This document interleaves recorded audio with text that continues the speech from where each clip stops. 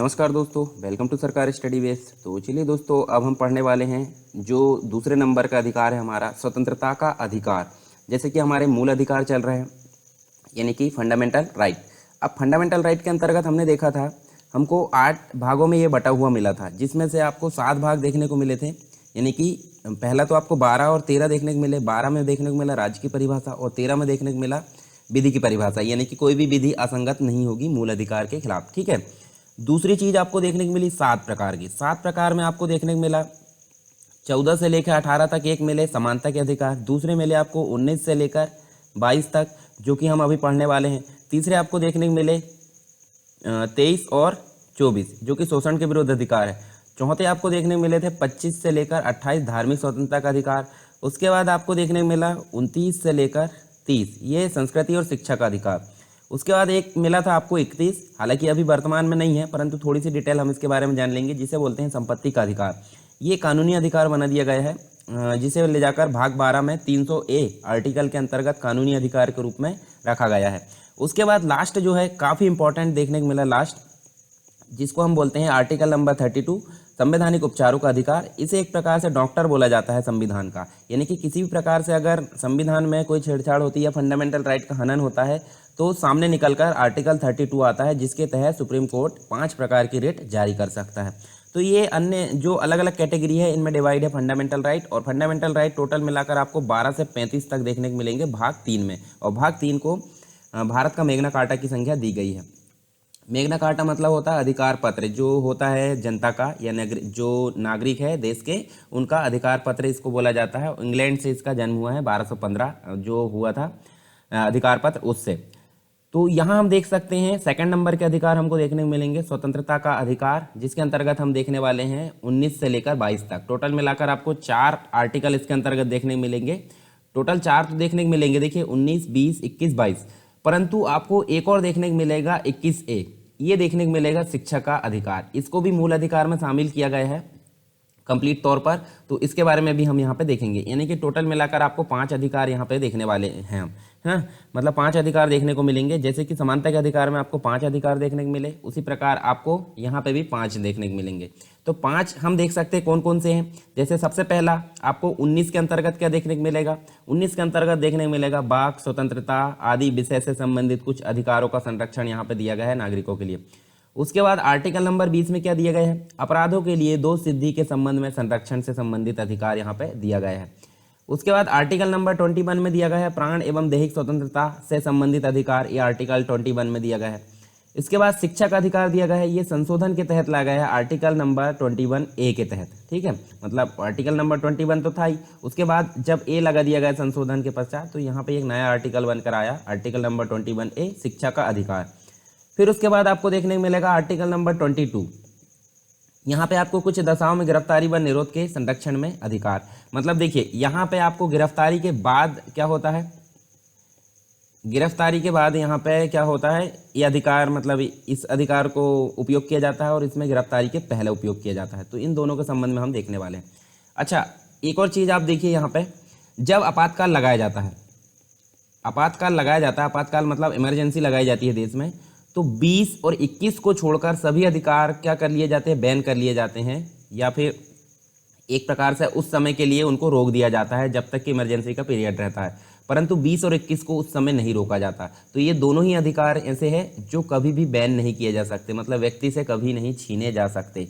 तो चलिए देख लेते हैं इनके बारे में हम। जैसे कि हम स्वतंत्रता के अधिकार के बारे में बात कर रहे हैं, तो यहाँ पे व्यक्तिगत स्वतंत्रता का अधिकार स्थान जो है मूल अधिकारों में सर्वोच्च माना जाता है, क्योंकि इस अधिकारों के अभाव में क्या होता है, मनुष्य के लिए अपने व्यक्तित्व का जो विकास है उसको करना संभव नहीं है। ठीक है, भारतीय संविधान में हमको ये कंप्लीट रूप में 19 से लेकर 22 तक यहाँ देखने को मिलेंगे, जिसके अंतर्गत सबसे पहले हमको आर्टिकल नंबर 19 देखना है। तो आर्टिकल नंबर 19 में हमने क्या बात की है, वाक स्वतंत्रता आदि विषय से संबंधित, यानी कि जो अभिव्यक्ति है उससे संबंधित, और उसके अलावा कुछ और अन्य जो स्वतंत्रता है उसके संबंध में हम यहाँ बात करेंगे।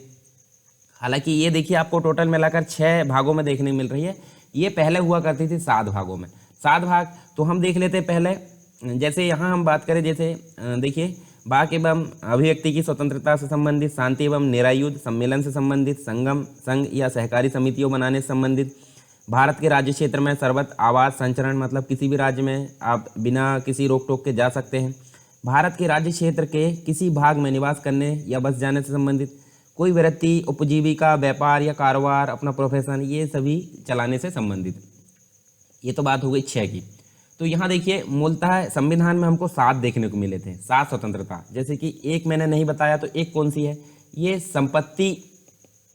संपत्ति को प्राप्त करने, उसको धारण करने, उसको व्यय करने, उसको बेचने, इससे संबंधित जो अधिकार था वो था इसमें 7वें नंबर का, परंतु उसको यहाँ से निकाल दिया गया है। अब निकाला कैसे गया है, तो आपको याद होगा 44वां संविधान संशोधन हुआ था 1978 में। तो इसमें इस जो अधिकार है, इसमें इसको क्या कर दिया गया है, बाहर निकाल दिया गया है और इसको ले जाकर कानूनी अधिकार बना दिया गया है। मतलब ये स्वतंत्रता व्यक्ति को नहीं दी जाएगी। तो यहाँ देखिए 19(1) से लेकर 19(6) तक, मतलब एक प्रकार से टोटल मिलाकर आपको स्वतंत्रता दी गई है। कितनी, देखिए 6 प्रकार की। और शेष अनुच्छेद अगर बात करें हम, देखिए मतलब 19(1) में तो आपको जो है 19(1) में ये 6 स्वतंत्रता दी गई है, परंतु 19(2) की अगर बात करें तो 19(2) में इन 6 स्वतंत्रता को एक प्रकार से रोक भी लगाई जा सकती है। मतलब संसद के द्वारा किसी विशेष कंडीशन में क्या किया जा सकता है, जैसे ये स्वतंत्रता दी गई है बोलने, मतलब अभिव्यक्ति की स्वतंत्रता, इसको रोक लगाया जा सकता है। किसमें, 19(2) के तहत। शांति एवं निरायुध सम्मेलन की स्वतंत्रता, इसको भी रोक लगाया जा सकता है। तो टोटल मिलाकर 19(1) में आपको 6 स्वतंत्रता मिली है और 19(2) में इन पर रोक भी लगाया जा सकता है कुछ कंडीशन विशेष के आधार पर।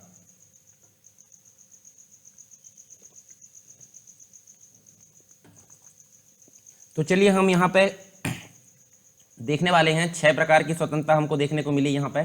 तो सबसे पहली स्वतंत्रता हमको देखने को मिलती है वाक एवं अभिव्यक्ति की स्वतंत्रता। मतलब वाक मतलब बोलने और अपने जो भी विचार है उसको अभिव्यक्त करने की स्वतंत्रता, हम इसको एक प्रकार से बोल सकते हैं। जैसे जो लोकतांत्रिक शासन प्रणाली है उसकी आधारशिला इसको बोला जाता है।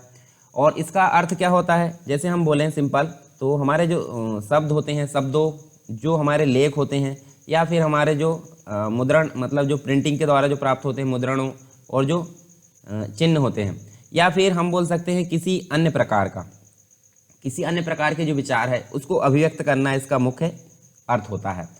अभिव्यक्ति की स्वतंत्रता की अगर बात करें हम, तो अभिव्यक्ति की स्वतंत्रता में किसी व्यक्ति के विचारों को किसी ऐसे माध्यम से अभिव्यक्त करना सम्मिलित है जिसमें दूसरों तक जो है संप्रेषित किया जा सके, मतलब दूसरों तक उनको आसानी से पहुंचाया जा सके। मतलब एक व्यक्ति ये मान लीजिए और एक व्यक्ति ये, तो इस दूसरे व्यक्ति तक किस प्रकार विचारों को पहुंचाया जा रहा है, इन सभी आधार पर, मतलब इन सभी विचारों को इसके माध्यम के रूप में प्रयोग किया जा सकता है, जिसमें वह है दूसरे, मतलब हम देख कर सकें। तो इस अनुच्छेद में प्रयुक्त जो अभिव्यक्ति है उस शब्द का क्षेत्र बहुत व्यापक है। जैसे न्यायालय की अगर बात करें तो न्यायालय ने वाक एवं अभिव्यक्ति की स्वतंत्रता में बहुत सारी चीज़ें यहाँ सम्मिलित की है। जैसे हम बात करें मुख्य रूप से प्रेस की स्वतंत्रता यहाँ पे शामिल की गई है। दूसरी चीज़ अगर बात करें जानने की स्वतंत्रता, ठीक है, कुछ चीज़ें जानने की स्वतंत्रता, या फिर हम बोल सकते हैं इसको मुख्य रूप से RTI का अधिकार, जो कि 2005 में आया था, ये भी आपको याद होगा। नेक्स्ट चीज़ बोली जा रही है जो राष्ट्रीय ध्वज है, राष्ट्रीय ध्वज को फहराने की स्वतंत्रता यहाँ पे दी गई है। साथ में फ़ोन को टेपिंग करने की स्वतंत्रता यहाँ पे दी गई है। उसके बाद शांति का अधिकार। इसके अलावा अगर बात करें हम, तो जो प्रदर्शन करने का जो अधिकार है, या फिर हम बोल सकते कोई चीज़ हमको पसंद नहीं है तो उसके संबंध में विरोध करने का अधिकार, किंतु हड़ताल करने का अधिकार यहाँ पे नहीं है, ये आपको याद रखना है। ठीक है, विरोध कर सकते हैं आप, परंतु हड़ताल नहीं कर सकते। तो ये सारी चीज़ कहाँ पे सम्मिलित की गई है, वाक एवं अभिव्यक्ति की स्वतंत्रता में। एक और चीज़ यहाँ आपको देखने को मिलेगी, जैसे कि मैंने बताया था 19(1) में आपको 6 प्रकार की स्वतंत्रता यहाँ पे प्रदान की गई है आर्टिकल नंबर 19 में, ठीक है, वाक एवं अभिव्यक्ति की स्वतंत्रता संबंधित। तो यहाँ पे अगर बात करें हम 19(2) की, तो 19(2) में उन 6 स्वतंत्रता को रोकने की बात कही गई है, यानी कि कुछ कंडीशन विशेष है उन पर प्रतिबंध लगाया जा सकता है। तो यहाँ पर सिंपल सी बात है, वाक एवं अभिव्यक्ति की स्वतंत्रता में भी यहाँ प्रतिबंध लगाया जा सकता है। किसके तहत, 19(2) के तहत। तो कैसे लगाया जा सकता है, देखिए जो वाक एवं अभिव्यक्ति की स्वतंत्रता है उस पर कुछ विशेष कंडीशन के आधार पर यहाँ पे प्रतिबंध लगाया जा सकता है। यह प्रतिबंध भारत की किससे संबंधित होना चाहिए, भारत की एकता से संबंधित होना चाहिए, संप्रभुता, ठीक है। संप्रभुता से संबंधित होना चाहिए, मतलब एकता को खतरा है, संप्रभुता को खतरा है, या किसी राज्य की सुरक्षा को खतरा है, विदेशी राज्यों से मित्रवत संबंध, नैतिकता की स्थापना, इन सभी के आधार पर जो है इस पर कुछ कंडीशन विशेष पे प्रतिबंध लगाया जा सकता है। किस पर? वाक एवं अभिव्यक्ति की स्वतंत्रता पर। इसके अलावा हम बात करें दूसरा मतलब होता है शांतिपूर्ण एवं निरायुध सम्मेलन की। तो ये दूसरी प्रकार की स्वतंत्रता है जो कि आर्टिकल नंबर आपको 19 में दी गई है। तो जैसे अगर बात करें हम शांतिपूर्ण एवं निरायुध सम्मेलन की, तो जो भारतीय नागरिक होते हैं, भारतीय नागरिकों को शांतिपूर्ण अर्थात हम बोल सकते हैं बिना हथियार के जो सभा है, सभा मतलब सम्मेलन हम बोल सकते हैं, सभा करने की स्वतंत्रता प्रदान की गई है। जैसे इसमें हम निम्नलिखित रूप से देखें तो जो सार्वजनिक रूप से रहते हैं, सार्वजनिक सम्मेलनों को यहाँ पे शामिल किया गया है, साथ में सार्वजनिक सभा को सम्मेलन किया गया है। अगर हम बोले जुलूस की बात करें तो जुलूस भी इसमें शामिल किया गया है। तो इन सभी को एक प्रकार से शामिल किया गया है इसमें, यानी कि दूसरे नंबर में जो स्वतंत्रता है नागरिकों को। यह स्वतंत्रता वाक और अभिव्यक्ति का ही एक अंग माना जाता है, जो कि प्रजातांत्रिक व्यवस्था का स्वाभाविक परिणाम माना जाता है। जब तक सभा करने का अधिकार नहीं होगा तब तक व्यक्तियों को अपने विचारों के आदान प्रदान करने का अवसर कैसे प्राप्त होगा, इसलिए यह अधिकार यहाँ पर प्रदान किया गया है। अब अनुच्छेद की अगर बात करें तो अनुच्छेद जो 2 है, यानी कि 19 का 2 के अंतर्गत तीसरे नंबर पर अगर देखें हम, ठीक है, जो 3 है उसके अंतर्गत अगर देखें तो यहाँ मैंने क्या बताया था, अनुच्छेद 1 के तहत आपको 6 प्रकार की स्वतंत्रता मिली है और अनुच्छेद 2 के तहत आपको जो है कुछ प्रतिबंध लगाने की बात कही गई है। तो अनुच्छेद 2 में क्या बात की गई है, अनुच्छेद 19 का 2 में इस पर जो है कुछ कंडीशन विशेष पर मतलब जो है प्रतिबंध लगाया जा सकता है। कैसे? जैसे सभा करने की जो स्वतंत्रता है उस पर लोक व्यवस्था तथा भारत की संप्रभुता या अखंडता का आधार जो है उसको खतरा माना जा रहा है, तो उस पर जो है युक्तियुक्त रूप से या कंडीशन के आधार पर इसमें जो है प्रतिबंध लगाया जा सकता है। तीसरी बात कही जा रही है संगम, संघ या सहकारी समितियां बनाने का जो अधिकार है वो भी अधिकार यहाँ पर नागरिकों को प्रदान किया गया है। जैसे कि हम बात करें जो समस्त मतलब जो भारत के नागरिक है, भारत के नागरिकों को इस प्रकार से संगम, संघ या सहकारी समिति बनाने की स्वतंत्रता प्रदान की गई है। सहकारी समिति बनाने का अधिकार संविधान में पहले से प्राप्त नहीं था। अब बात करें यहाँ पे संशोधन की तो 97 नंबर का संशोधन हुआ, यानी कि 97वें नंबर का संशोधन हुआ जो कि 2011 में हुआ था। तो आपको याद रखना है ये संविधान संशोधन 97वां जो था 2011 का, इसमें इसको शामिल किया गया है। और इसमें अगर देखें हम तो कुछ विशेष कंडीशन पर इसमें प्रतिबंध लगाया जा सकता है संसद के द्वारा। जैसे कैसी बात करें, जैसे संगम या संघ बनाने की स्वतंत्रता पर जो है 3 अधिकार मतलब 3 आधार यहाँ बनाए गए हैं, प्रतिबंध लगाने के 3 आधार बनाए गए हैं। जैसे लोक व्यवस्था को अगर खतरा है तो यहाँ पे इस पर प्रतिबंध लगाया जा सकता है। दूसरी चीज सदाचार, ठीक है, सदाचार को ठेस पहुंच रही है, या फिर हम बोल सकते हैं भारत की संप्रभुता या फिर हम बोल सकते हैं अखंडता, इसको खतरा है। तो इस प्रकार से हम बोल सकते हैं इस पर रोक लगाई जा सकती है। किसके द्वारा? संसद के द्वारा। नेक्स्ट बात करते हैं चौथे नंबर की स्वतंत्रता मिली है आर्टिकल नंबर 19 के अंतर्गत। तो इसमें हम बात कर लेते हैं थोड़ी सी। जैसे ये जो स्वतंत्रता है, हम बात करें भारत के राज्य क्षेत्र में सर्वत्र आवास संचरण की, तो यह जो है भारतीय जो नागरिक होते हैं उनको संपूर्ण भारत में आवाज मतलब बिना किसी रोक टोक के आने जाने का अधिकार यहाँ पे प्रदान किया गया है। मतलब एक राज्य है जैसे एमपी है, एमपी से महाराष्ट्र जा सकता है व्यक्ति, कर्नाटक जा सकता है, केरल जा सकता है। इस प्रकार से जो है बिना किसी रोक टोक के यहाँ पे आवाज या बिना किसी रोक टोक से आने जाने की स्वतंत्रता यहाँ पे प्रदान की गई है। वह बिना किसी निर्बंधन के या रोक के भारत संघ के एक राज्य से दूसरे राज्य में जा सकता है। इसका उद्देश्य क्या होता है? क्षेत्रीयतावाद जो है, जैसे संकुचित भावनाओं को समाप्त करना, मतलब कहीं कहीं पे क्षेत्रवाद जैसी समस्या होती है, ऐसी समस्याओं से न जूझना पड़े, इसलिए इस अधिकार को प्रदान किया गया है। नागरिक में राष्ट्रभक्ति का संचार पैदा हो।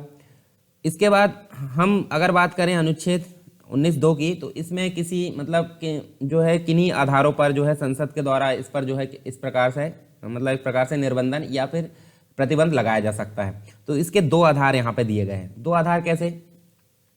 जो साधारण जनता उसके हित में ये काम ना हुआ हो, ठीक है, मतलब वहाँ की जनता को एक प्रकार से उसके हित में ना हो ये काम, और किसी अनुसूचित जनजाति के हितों के संरक्षण के लिए। जैसे पूर्वोत्तर राज्य की बात ले लेते हैं हम, तो पूर्वोत्तर राज्य में आपको देखने को मिलेगा उधर एक ट्राइबल कम्युनिटी रहती है, और अगर कोई व्यक्ति बिना किसी रोक टोक के वहाँ जाता है, एक केस भी आया था थोड़े समय, मतलब जो कम्युनिटी है उधर, उनकी फ़ोटो खींचकर जो है फेसबुक सोशल मीडिया पर अपलोड की गई, उसका काफ़ी विरोध हुआ। तो ऐसा किसी विशेष कंडीशन पे अगर देखें तो ऐसी कंडीशन पर उन पर जो है निर्बंधन लाई या फिर उन पर प्रतिबंध लगाया जा सकता है।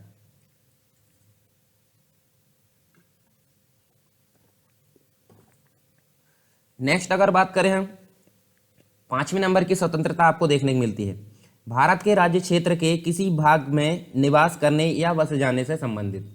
तो ये आर्टिकल नंबर 19 के अंतर्गत 5वीं स्वतंत्रता आपको देखने को मिलेगी। तो यहाँ हम देख सकते हैं इसके तहत भारतीय नागरिकों को संपूर्ण भारत में बस जाने या आवास करने की, मतलब कोई भी जो भारत का राज्य है उसमें एक राज्य से दूसरे राज्य में या फिर अपने कोई भी राज्य में एक प्रकार से निवास करने से संबंधित जो भी स्वतंत्रता है वो इस आर्टिकल 19 के तहत 5वें नंबर की स्वतंत्रता व्यक्ति को प्रदान की गई है, नागरिकों को। इसके लिए उसे किसी पूर्व अनुमति की आवश्यकता नहीं होगी। निवास की स्वतंत्रता और संचरण व भ्रमण की स्वतंत्रता एक दूसरे की पूरक होती है। दोनों का उद्देश्य क्या होता है? राष्ट्रीय एकता की भावना को जो है मतलब लोगों के मन में स्थापित करना। परंतु आर्टिकल नंबर 19 का 2 हमने देखे थे क्या, इसके तहत जो कुछ अधिकार मतलब कुछ विशेष कंडीशन पर इस पर जो है प्रतिबंध लगाया जा सकता है, जैसे कि जो राज्य साधारण जनता के हित में या अनुसूचित जातियों के संरक्षण, जैसे कि हमने इसमें बात किए थे, उसी प्रकार से यहाँ कुछ विशेष कंडीशन में इस जो स्वतंत्रता है उस पर प्रतिबंध लगाया जा सकता है। नेक्स्ट जो है 6वें नंबर की स्वतंत्रता हमको देखने को मिलती है, कोई वृत्ति, आजीविका, उपजीविका या व्यापार या कारोबार करने से संबंधित अधिकार होगा। मतलब व्यक्ति एक राज्य से दूसरे राज्य में जाकर अपनी जो है व्यापार या फिर अपना प्रोफेशन उसको मतलब यहाँ पे करके अपना जीवन का गुजारा कर सकता है। तो इसके तहत सभी नागरिकों को ये अधिकार प्रदान किए गए हैं, यानी कि जो प्रोफेशन वो व्यक्ति कर सकता है। जैसे कि हम बात करें एडवोकेट की, तो एडवोकेट एक प्रोफेशन होता है, तो वो एक राज्य से दूसरे राज्य में जाकर अपना जो प्रोफेशन है वो कर सकता है। ट्रेड अर्थात व्यापार भी कर सकता है, जो ऑक्यूपेशन है मतलब व्यवसाय भी कर सकता है, कारोबार अर्थात बिजनेस भी कर सकता है। तो इस सभी की पूर्ण स्वतंत्रता व्यक्ति को प्रदान की गई है। परंतु इसमें कुछ विशेष कंडीशन के आधार पर यहाँ पे प्रतिबंध लगाया जा सकता है। उसके 3 आधार यहाँ पे बताए गए हैं। जैसे साधारण जनता के हित से जुड़े अगर कोई मामले है तो उस संबंध में इस पर प्रतिबंध लगाया जा सकता है। दूसरी चीज, जो आप व्यापार करना चाह रहे हो या फिर आप जो प्रोफेशन करना चाह रहे हो वो आवश्यक तकनीकी योग्यता के लिए निर्धारित, मतलब एक प्रकार से उसके लिए आपको तकनीकी योग्यता अगर नहीं है उसकी, मतलब जिस व्यक्ति के द्वारा ये करना है उसको स्वतंत्रता दी गई है परंतु उसके पास जो है तकनीकी योग्यता नहीं है, तो वो क्या कर सकते हैं, उस पर प्रतिबंध लगाया जा सकता है। नागरिकों को पूर्णतः या फिर हम बोल सकते हैं किसी व्यापार या कारोबार से इसलिए वर्जित करना कि राज्य किसी व्यवसाय पर एकाधिकार या नियंत्रण कर सके। तो ये सारी चीज़ें यानी कि 3 आधार यहाँ पे निर्धारित किए गए हैं। मतलब इस जो स्वतंत्रता है इस पर प्रतिबंध लगाया जा सकता है राज्य के द्वारा किसी विशेष कंडीशन पर। 3 आधार इसके थे जो हमने देख लिए। तो हमने यहाँ 6 प्रकार की स्वतंत्रता देखें आर्टिकल नंबर 19 के अंतर्गत, इसमें आपको देखने को मिला। और आर्टिकल नंबर 19(1) के अंतर्गत ये देखें, और 19(2) के अंतर्गत क्या देखें, इन पर कुछ विशेष कंडीशन पर के आधार पर प्रतिबंध लगाया जा सकता है। अब दूसरे नंबर का जो आर्टिकल आता है अनुच्छेद नंबर 20, जिसमें है जो दूसरे फंडामेंटल राइट, जैसे कि हम बात करें अपराधों के लिए दोष सिद्धि के संबंध में संरक्षण।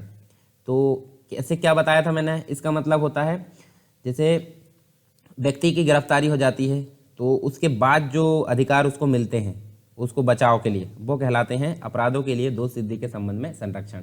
तो अनुच्छेद 20 उन व्यक्तियों को जिन पर अपराध करने का अभियोग लगाया गया है उन्हें संवैधानिक संरक्षण प्रदान करना इसका मुख्य उद्देश्य होता है, ताकि राज्य किसी व्यक्ति को मनमाने तरीके से दंडित न कर सके। यह अधिकार नागरिकों के साथ विदेशियों को भी प्राप्त है। इस संबंध में हमको 3 चीजें देखने को मिलती है, जैसे भूतलक्षी दांडिक विधियों से संरक्षण, दोहरे दंड से संरक्षण, अपने विरुद्ध गवाही देने से संरक्षण। ठीक है, तो जैसे भूतलक्षी की अगर बात करें हम, तो ये अनुच्छेद क्या बोलता है 20 आर्टिकल 20 इसके अंतर्गत विधि की सर्वोच्चता के सिद्धांत की मान्यता देता है। विधि मतलब जो कानून होता है उसकी सर्वोच्चता यहाँ पे मानी गई है। इसका संबंध आपराधिक कानूनों से है ना कि सिविल कानूनों से। तो ये ओनली किससे संबंधित रहता है, क्रिमिनल जो केस रहते हैं आपराधिक कानूनों से संबंधित रहता है। जो सिविल केस रहते हैं उनके संबंध में ये कानून उपलब्ध नहीं है। दूसरे शब्दों में अगर बात करें हम तो विधायिका किसी सिविल कानून को भूतलक्षी प्रभाव से लागू कर सकती है, किंतु आपराधिक कानूनों के संबंध में इस प्रकार का प्रावधान नहीं है। इसके अलावा जो भूतकाल है यानी अतीत के में किए गए ऐसे कार्य मतलब जो भी भूतकाल में जो कार्य किए गए हैं उस समय अगर कानून के अनुसार अपराध ना रहा हो, जैसे कोई व्यक्ति ने चोरी की थी, कब, आज से मतलब 6 महीने पहले या 5 साल पहले, और चोरी का उसका केस अभी पकड़ा है, ठीक है, तो उस समय चोरी का जो चोरी पर जो दंड लगाया जाना था वो 6 महीने था और 500 रुपये फाइन था। पर अभी वर्तमान में इसका जो ड्यूरेशन है वो बढ़कर 1 साल हो गया है और 1000 रुपये फाइन हो गया है। तो जिस समय का चोरी का मामला था उस समय जो विधि थी यानी कि उसी समय की जो विधि है वो ही यहाँ पे अप्लाई होगी, अभी वर्तमान की विधि यहाँ पे अप्लाई नहीं होगी। तो यहाँ पे बोला जा रहा है भूतलक्षी दंडिक विधियों से संरक्षण, इस प्रकार यहाँ पे हम बात कर सकते हैं इसकी। तो भूतकाल में किए गए जो अपराध है उस समय जो विधि लागू थी उसी के तहत यहाँ पे क्या किया जाएगा, मतलब जो उसको सजा दी जाएगी वो यहाँ पे लागू की जाएगी। और यह अनुच्छेद जो है 2 अधिकार यहाँ पे प्रदान करता है व्यक्ति को। कौन कौन से? किसी व्यक्ति को किसी अपराध के लिए जब तक दोषी नहीं ठहराया जा सकता, जब मतलब तब तक जो दोषी नहीं ठहराया जा सकता जब तक कि ऐसी विधि का उल्लंघन ना हो जो उस समय प्रवर्तन में ना हो। मतलब जैसे भूतकाल में कोई काम किया गया था उस समय कोई विधि नहीं थी, और अगर उस विधि के अनुसार मतलब वर्तमान की जो विधि है उसके अनुसार अगर उल्लंघन माना जा रहा है परंतु भूतकाल की विधि का उल्लंघन नहीं माना जा रहा है, तो ऐसे मतलब एक प्रकार से बचाव प्रदान करता है जो दोषी है उसके लिए। दूसरा कंडीशन क्या है? किसी व्यक्ति को किसी अपराध के लिए उससे अधिक दंड नहीं दिया जाएगा जो अपराध के लिए विधि द्वारा विहित हो।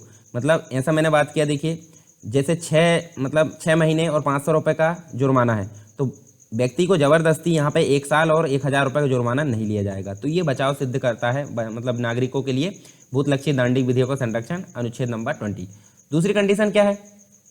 इसके लिए तो आप देखे होंगे जो जोधा अकबर जो मूवी आई थी, ठीक है, उसमें आप देख सकते हैं जैसे जो अकबर का भाई रहता है वो क्या करता है, कुछ मतलब एक प्रकार से उसके द्वारा कुछ गलत काम कर लिया जाता है, तो जो अकबर है उसके द्वारा उसको सजा दी जाती है। तो उसको क्या बोला जाता है कि छत से उसको फेंक दिया जाए, ऊपर से तो फेंक दिया जाता है, और फेंकने के पश्चात वो जब नहीं मरता है, कुछ नहीं होता उसको, तो वो फिर बोला जाता है कि फेंकते जाओ, दोबारा फेंकते जाओ जब तक कि उसको मतलब वो मरे ना। तो इस प्रकार अगर बात करें हम तो दोहरे दंड से संरक्षण, मतलब अगर आपने किसी जुर्म के लिए, कोई जुर्म हुआ है, जुर्म के लिए एक बार सजा दे दिया हो तो उसी जुर्म के लिए आप दोबारा सजा नहीं दे सकते, ऐसा यहाँ पे लिखा गया है, ठीक है। मतलब दोहरी दंड का प्रावधान यहाँ पे नहीं किया गया है, तो ये दोहरे दंड से संरक्षण यहाँ प्रदान करता है।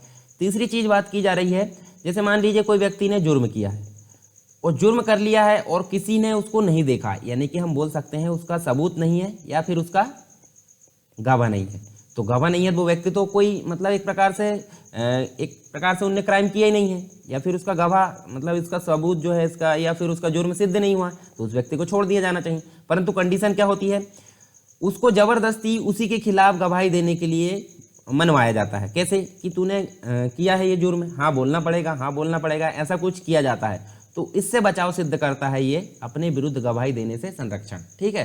तो 3 चीजें हमने देखे यहाँ, देखिए भूतलक्षी दंडिक विधियों से संरक्षण, दोहरे दंड से संरक्षण और अपने विरुद्ध गवाही देने से संरक्षण। तीनों चीजें आपको देखने को मिलेगी अनुच्छेद नंबर 20 में, अपराध के लिए दोष सिद्धि के संबंध में संरक्षण। तो ये तीनों चीजें आपको क्लियर हुई होगी। चलो अब आगे देखते हैं हम अनुच्छेद नंबर 21। अनुच्छेद नंबर 21, अच्छा देखिए 20 मैंने बताया था आपातकाल आ जाए चाहे कोई भी कंडीशन आ जाए, 20 आप आर्टिकल नंबर 20 आपका एक प्रकार से बैन नहीं किया जाएगा, ये उसको रोका नहीं जा सकता, वो नागरिकों के साथ इनबिल्ट है यानी कि जुड़ा हुआ है हमेशा। उसी प्रकार अनुच्छेद नंबर 21 भी नागरिकों के साथ हमेशा के लिए जुड़ा हुआ है, वो अलग नहीं किया जा सकता, परंतु अन्य आर्टिकल आपातकाल की स्थिति में उनको रोक दिया जाता है। अब यहाँ देखिए अनुच्छेद नंबर 20 क्या बोलता है, प्राण एवं दैहिक स्वतंत्रता। तो इसके अंतर्गत हम देखेंगे बहुत सारी चीज हमको देखने को मिलती है। उसके पहले हम कुछ विशेष चीजें जान लेते हैं, जैसे कि अनुच्छेद नंबर 21 का प्रावधान करता है कि किसी व्यक्ति को उसके जो है प्राण एवं दैहिक स्वतंत्रता से जो है विधि द्वारा स्थापित प्रक्रियाओं के अनुसार ही वंचित किया जाएगा।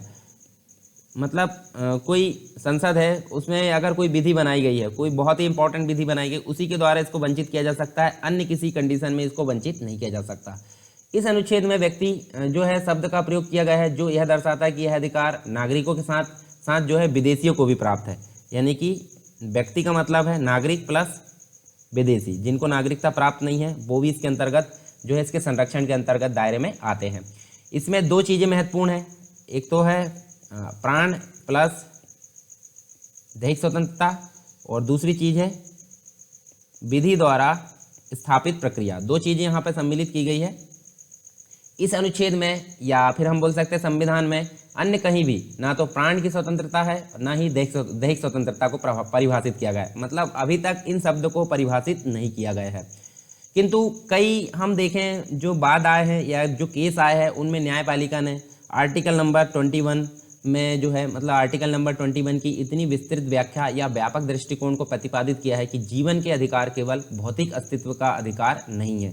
तो इसी के संबंध में हम देखें तो जो प्राण की स्वतंत्रता है, प्राण की स्वतंत्रता के अंतर्गत उन स्वतंत्रताओं को शामिल किया गया है जो व्यक्ति के जीवन को एक प्रकार से क्या बनाती है, व्यक्ति के जीवन को अर्थपूर्ण बनाती है, उसके बाद उसके जीवन को गरिमापूर्ण बनाती है, अर्थपूर्ण, गरिमापूर्ण, इसके अलावा सार्थक या पूर्ण बनाती है।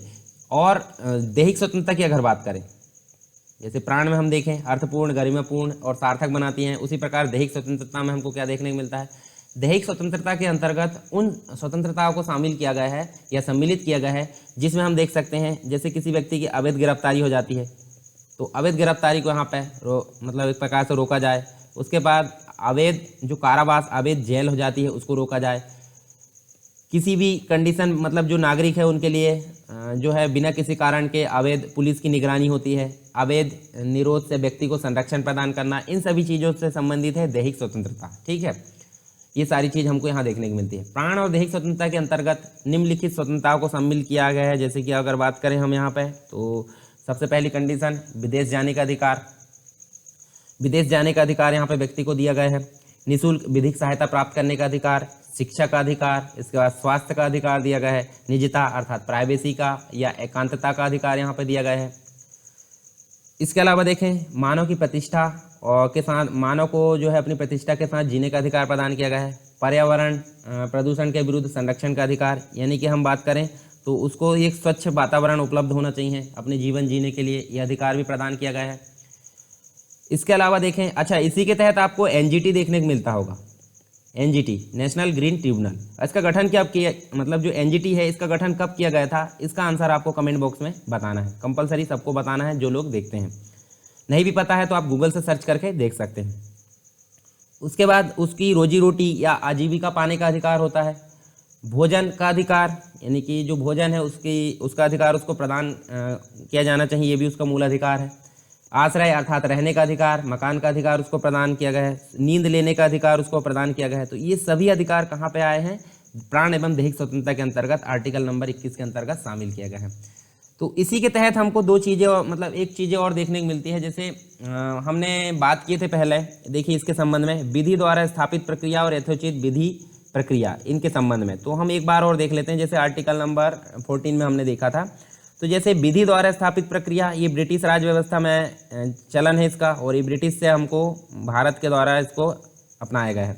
और जो यथोचित विधि प्रक्रिया है वो अमेरिका में चलन है और अमेरिका द्वारा इसको जो है भारत ने अपनाया है।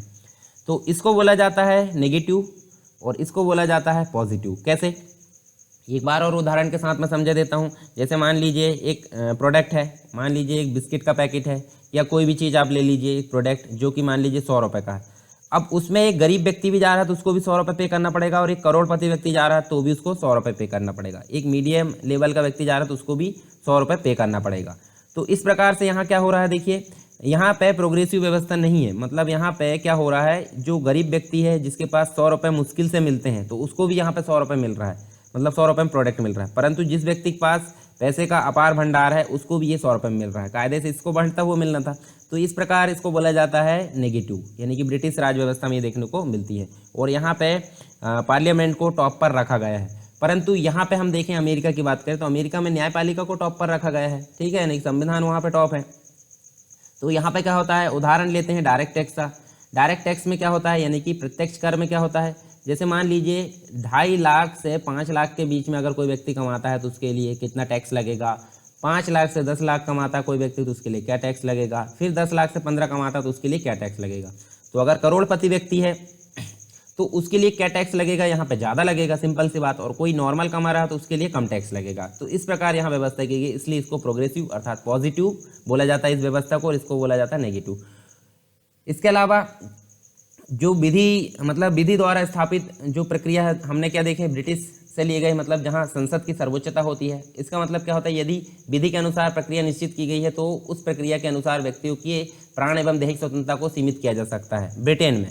ठीक है, मतलब व्यक्ति की प्राण एवं दैहिक स्वतंत्रता को यहाँ पे सीमित किया जा सकता है। दूसरे शब्दों में हम क्या बोल सकते हैं, विधायिका विधि बनाकर प्राण एवं दैहिक स्वतंत्रता से उसको वंचित कर सकती है, यहाँ पे ये बात कही गई है। उसके औचित्य का निर्धारण करने के लिए जो शक्ति है न्यायालय के पास नहीं होगी। जब सिंपल सी बात है, संसद की सर्वोच्चता है तो यहाँ पे जो न्यायालय है उसकी सर्वोच्चता तो खत्म हो गई, नीचे हो गई वो, तो उसके पास शक्ति कैसे होगी। तो स्पष्ट रूप से यहाँ दिखता है कि यह अधिकार कार्यपालिका अर्थात सरकार के विरुद्ध प्राप्त है, विधायिका या संसद के विरुद्ध नहीं है।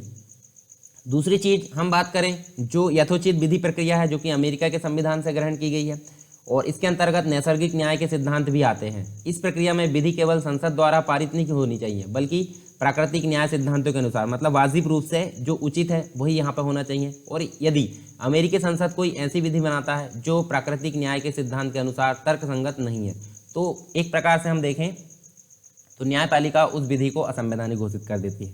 किसमें, यथोचित विधि प्रक्रिया में। भारतीय संविधान में कुछ इसी प्रकार से हमको वर्णित किया गया है, जो आर्टिकल नंबर 21 बोलता है। 21 में विधि द्वारा स्थापित जो प्रक्रिया है पदावली का प्रयोग किया गया है आर्टिकल नंबर 21 में, जो भारत है उसके अंतर्गत, जिसके तहत स्पष्ट है कि यह अधिकार कार्यपालिका के विरुद्ध दिया गया है। किंतु अनुच्छेद नंबर 13 जिसके अंतर्गत हमको विधि की परिभाषा देखने को मिलती है, जिसमें बोला गया है कि ऐसी विधि जो मूल अधिकारों का हनन करती हो उस विधि को क्या किया जाएगा, नल एंड वॉइड अर्थात हम बोल सकते हैं असंवैधानिक घोषित कर दिया जाएगा। तो न्यायपालिका बोलता है, मतलब यहाँ पे आर्टिकल नंबर 13 के अंतर्गत न्यायपालिका के दृष्टिकोण से स्पष्ट होता है कि यह हम बात करें तो यह अधिकार विधायिका के विरुद्ध भी प्राप्त है। भारतीय न्यायपालिका विधायिका द्वारा बनाई गई किसी भी विधि को संवैधानिकता की जाँच कर सकता है और किसी प्रकार से गलत पाए जाने पर उसको असंवैधानिक घोषित कर सकता है। तो हम बोल सकते हैं भारतीय संदर्भ में दोनों अर्थों को स्वीकार किया गया। कौन कौन से, एक तो विधि द्वारा स्थापित प्रक्रिया को भी स्वीकार किया गया है और यथोचित विधि प्रक्रिया को भी स्वीकार किया गया है। तो ये तो बात की हमने कंप्लीट रूप में आर्टिकल नंबर 21 की।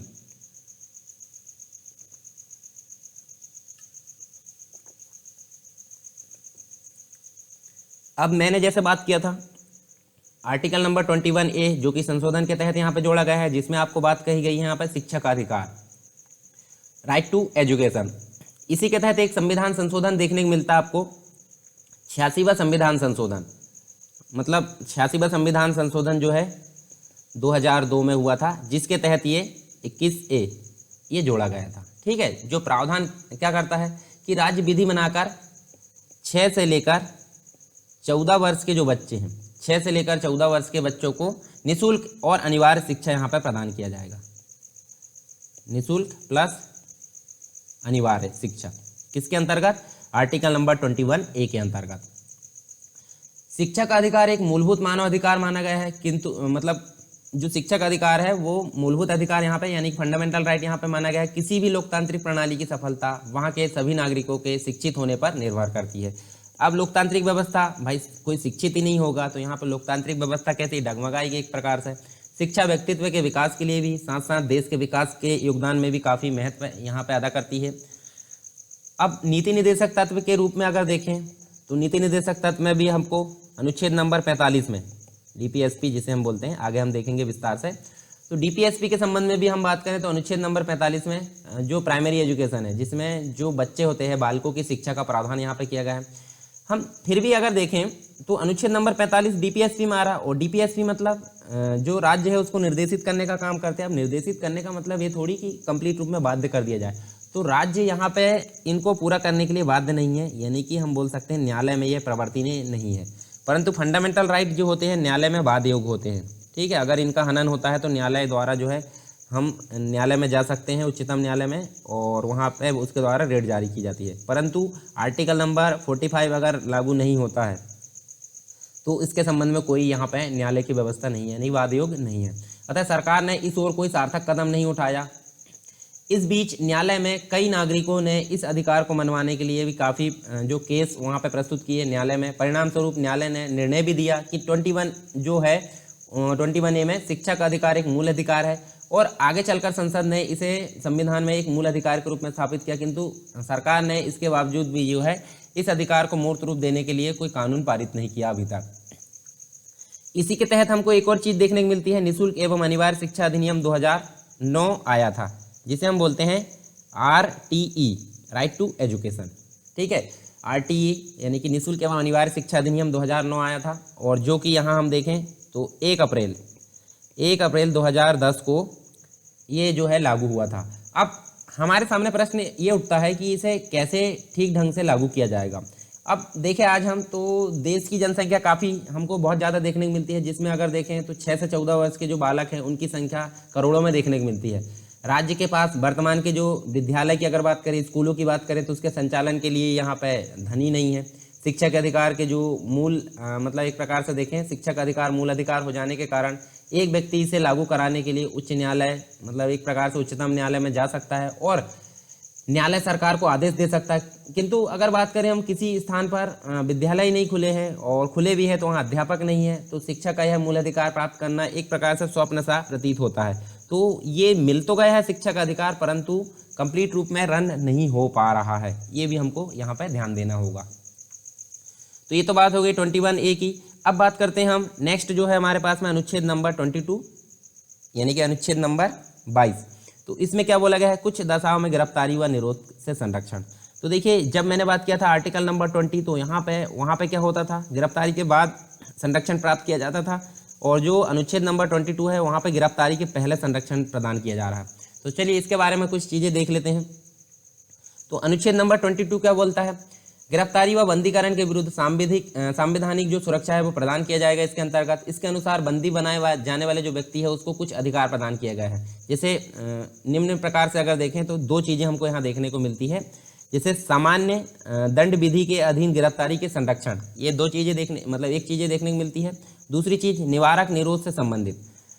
देखिए, जो गवर्नमेंट है या फिर जो न्यायपालिका है, न्यायपालिका यानी कि कोर्ट बोल सकते हैं हम कोई भी, तो उनका उद्देश्य क्या होता है, उनका उद्देश्य डायरेक्ट सजा देना नहीं होता है। सजा देना क्यों नहीं होता, जैसे हम बोल सकते हैं कभी कभी तो उनका जो उद्देश्य होता है उसको रोकना होता है। मतलब सजा भी अगर देंगे तो जैसे मान लीजिए लोगों में डर पैदा हो, दूसरा व्यक्ति जिसको सजा मिली है उसके अलावा कोई दूसरा व्यक्ति उसको उस जुर्म को करने से कतराए अगर सजा मिलती है तो इस प्रकार से उनका उद्देश्य होता है। मतलब एक प्रकार से पनिश करना नहीं होता है, पनिश करना अर्थ होता तो व्यक्ति को सजा ऐसी मिलती कि उसको मृत्युदंड दे दी जाता, परंतु व्यक्ति को फिर से छोड़ दिया जाता है, जुर्म करने वाले को भी।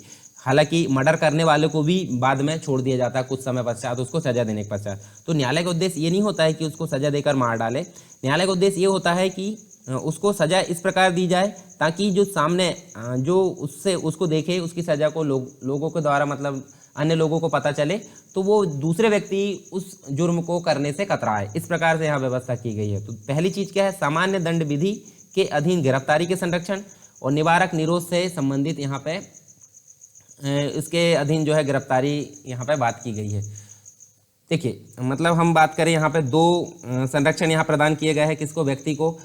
इसके पहले जो न्यायालय है, न्यायालय क्या क्या करता है, एक तो गिरफ्तारी करता है सामान्य दंड विधि के अधीन, और दूसरी चीज़ निवारक निरोध के अधीन गिरफ्तारी करता है। तो अनुच्छेद नंबर 22 में 7 खंड है।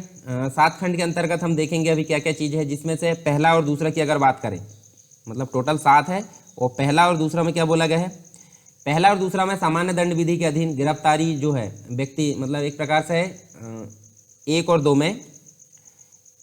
में बोला गया है कि जो सामान्य दंड विधि है उसके अधीन गिरफ्तार व्यक्तियों के अधिकारों के संबंध में प्रावधान किया गया है। और अगर बात करें हम 4 से लेकर 7, इसमें निवारक निषेध जो है इससे संबंधित निवारक निरोध के संबंध में प्रावधान किए गए हैं। तो इसी के संबंध में हम यहाँ बात करने वाले हैं। तो पहली क्या है, सामान्य दंड विधि के अधीन जो है गिरफ्तारी के संरक्षण की बात की गई है, और दूसरा है निवारक निरोध से संबंधित प्रावधान किया गया है। तो चलिए इनके बारे में हम यहाँ पे थोड़ी सी जानकारी देख लेते हैं। तो पहला यहाँ बात की जा रही है सामान्य दंड विधि के अधीन गिरफ्तारी के संरक्षण। तो हम बात करें अनुच्छेद नंबर 22 का 1 व 2। अनुच्छेद नंबर 22 का 1 और 2 जो है अपराध के संबंध में गिरफ्तार हुए व्यक्ति को कुछ अधिकार प्रदान करता है यहाँ पे। जैसे कि अगर बात करें हम यहाँ पे तो क्या होता है, इसमें हमको देखने को मिलता है जो व्यक्ति की गिरफ्तारी हुई है, गिरफ्तारी के कारणों को जानना, मतलब जिस व्यक्ति की गिरफ्तारी हुई है उसको ये अधिकार प्रदान किया जाता है कि वो अपनी गिरफ्तारी क्यों हुई है उसके कारणों को जान सके। दूसरी चीज़ बात की जाती है कि वो अपनी इच्छा के अनुसार या अपनी रुचि के अनुसार जो वकील है, विधिक व्यक्ति होता है जो उसके तरफ से केस लड़ता है, ठीक है, जो वकील है उससे परामर्श और बचाव का अधिकार उसको प्रदान किया गया है। दूसरी बात यहाँ पे की गई है। उसके बाद तीसरी अगर बात करें हम तो गिरफ्तारी के 24 घंटे के अंदर किसी मजिस्ट्रेट के समक्ष पेश किए जाने का अधिकार। अब पेश किया जाएगा, मान लीजिए बहुत दूर है मजिस्ट्रेट का जो है, एक प्रकार से मजिस्ट्रेट तक पहुंचने की दूरी काफ़ी दूर है, तो जो ट्रैवल वाला है यानी कि बीच में जो ट्रैवलिंग हो रही है या फिर जो सफ़र है उसका समय घटाकर 24 घंटे वहाँ होना चाहिए। ऐसा नहीं कि सफ़र को मिलाकर 24 घंटे होना चाहिए। तो इस प्रकार से 3 अधिकार यहाँ पे सामान्य दंड विधि के अधीन गिरफ्तारी के संरक्षण की बात की गई है, जो इस व्यक्ति का मतलब जिस व्यक्ति को गिरफ्तार किया गया है। उसके बाद निवारक निरोध से संबंधित प्रावधान यहाँ पे किए गए हैं। तो यहाँ पे अगर बात करें तो अनुच्छेद नंबर 22 के अंतर्गत 4 से लेकर 7, जैसे कि मैंने अभी बताया था, तो इसमें व्यक्ति को निवारक निरोध के अंतर्गत की गई गिरफ्तारी से संरक्षण प्रदान किया जाएगा।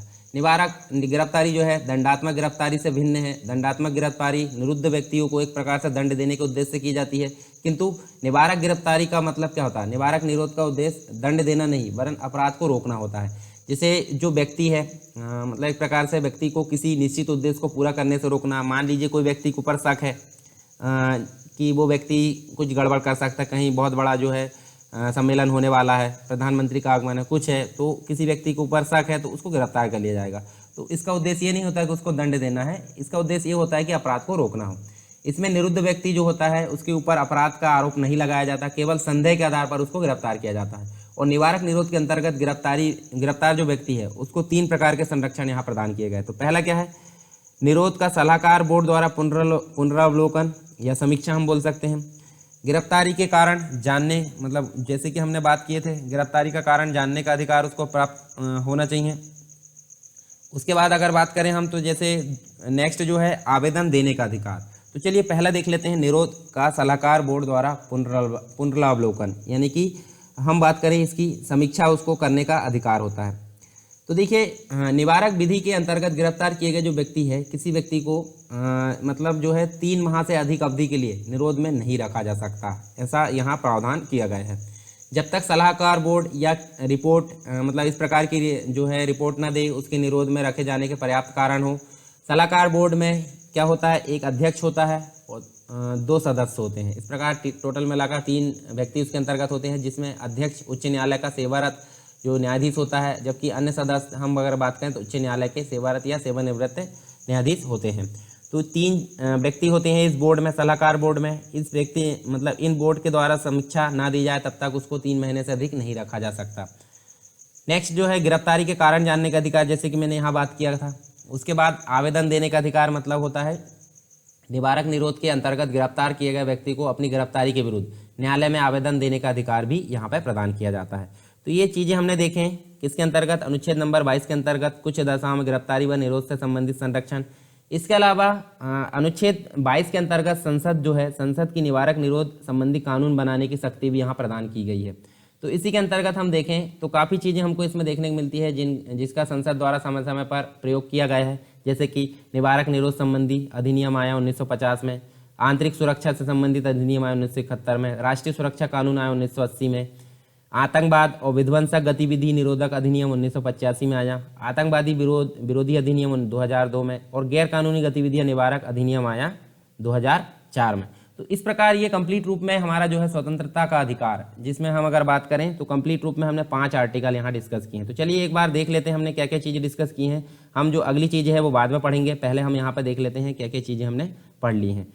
तो जैसे हमने देखे थे एक इसमें स्वतंत्रता का अधिकार आर्टिकल नंबर 19 से आर्टिकल नंबर 22, हालांकि 4 आते हैं परंतु 2002 में एक संविधान संशोधन हुआ था जिसके तहत 21A को जोड़ लिया गया था। तो टोटल मिलाकर यहाँ पे 5 आर्टिकल आपको पढ़ने को मिले। और ये दूसरे नंबर के अधिकार है। पहले सब समानता के अधिकार हमने देखे थे, दूसरे स्वतंत्रता के अधिकार। तो चलिए यहाँ पे हम देख लेते हैं।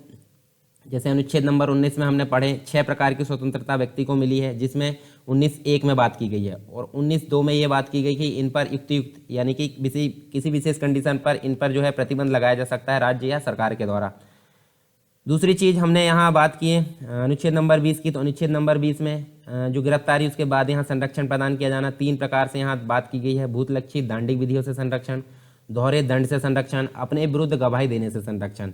इसके बाद हमने अनुच्छेद नंबर 21 बात की है। तो प्राण एवं दैहिक स्वतंत्रता, जिसमें बहुत सारी चीज़ें नागरिक और विदेशियों को भी प्राप्त है। प्राण एवं दैहिक के संबंध में हमने सारी चीज़ें यहाँ जाने और विभिन्न प्रकार की चीज़ें जाने जो कि इससे संबंधित है।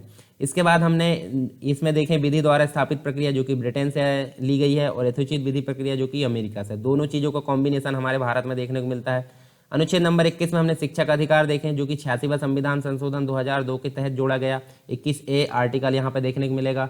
6 वर्ष से 14 वर्ष का जो बच्चा है उसको यहाँ मूल अधिकार प्रदान किया गया शिक्षा पाने का, ठीक है। और डीपीएसपी में भी ये प्रावधान देखने को मिलता है। हालांकि डीपीएसपी कंपलसरी नहीं है, मतलब राज्य का जो है मनमर्जी चलती है यहाँ पे।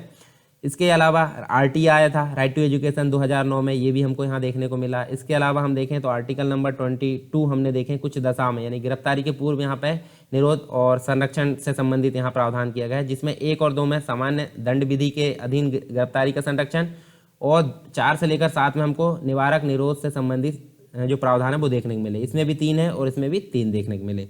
इसके अलावा गवर्नमेंट के द्वारा भी इससे संबंधित कुछ कानून यहाँ पर लागू किए गए, जिसके अंतर्गत हमने बात किए थे, अलग अलग प्रकार से ये हमने देखे थे। तो ये सारी चीज़ें हमारे यहाँ कंप्लीट होती है आर्टिकल नंबर 19 से लेकर आर्टिकल नंबर 22, यानी कि 2 हमारे अधिकार यहाँ कंप्लीट हो गए हैं, यानी कि एक तो समता का अधिकार था और एक था स्वतंत्रता का अधिकार। इसके बाद हमारे जो अधिकार आएंगे वो आएंगे, एक आएगा शोषण के विरुद्ध अधिकार, उसके बाद आएगा कौन सा धार्मिक स्वतंत्रता का अधिकार, फिर आएगा संस्कृति शिक्षा का, और फिर आएगा आर्टिकल नंबर 32 जिसे डॉक्टर बोला जाता है मूल अधिकार का, संवैधानिक उपचारों का अधिकार। तो इस प्रकार ये कंप्लीट हमारा यहाँ पे हो गया है। और नेक्स्ट हम पढ़ने वाले हैं शोषण के विरुद्ध अधिकार।